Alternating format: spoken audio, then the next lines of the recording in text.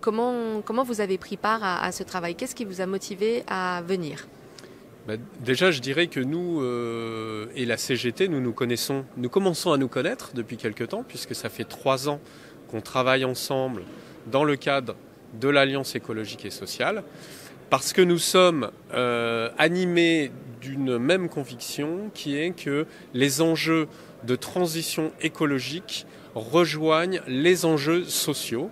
La transition écologique, elle ne se fera pas sans une prise en compte de la justice sociale. Elle représente une occasion d'avoir des politiques et une société avec davantage de justice sociale. Donc finalement, on est naturellement amené à travailler ensemble. L'autre élément important, c'est que bien sûr les sujets sont complexes, bien sûr les politiques ne prennent pas nécessairement les décisions qui vont dans le sens de l'intérêt général. Bien sûr, les grandes multinationales, les grandes entreprises et leurs dirigeants encore moins.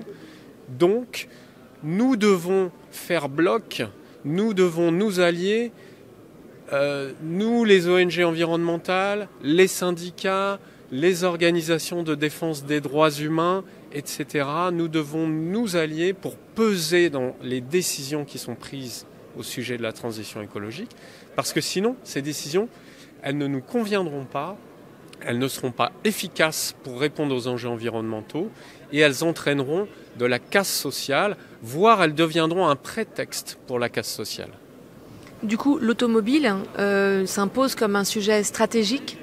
L'automobile, c'est un sujet très important parce que les transports, c'est aujourd'hui le secteur le plus émetteur de gaz à effet de serre en France. Et c'est un secteur dont les émissions ne baissent pas, contrairement aux autres secteurs.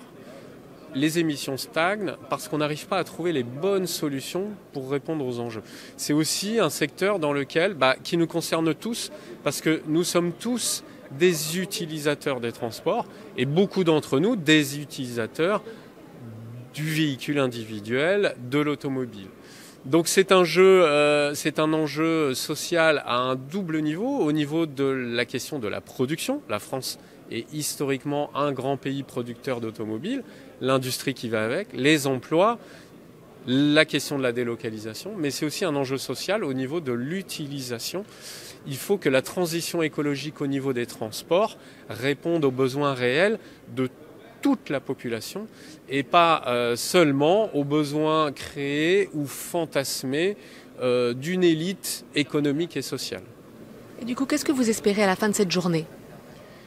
Ce qu'on espère d'une journée comme celle-ci, c'est de l'information pour tous les participants, ce sont des échanges et c'est une dynamique aussi, contribuer à une dynamique qui est encore une fois une dynamique de rassemblement, au-delà des divergences qui peuvent exister entre nos différentes organisations. Le plus important, c'est de se rassembler pour peser, pour agir comme un contre-pouvoir face aux décisions qui sont prises par les politiques, face aux décisions qui sont prises par les grandes entreprises et leurs dirigeants.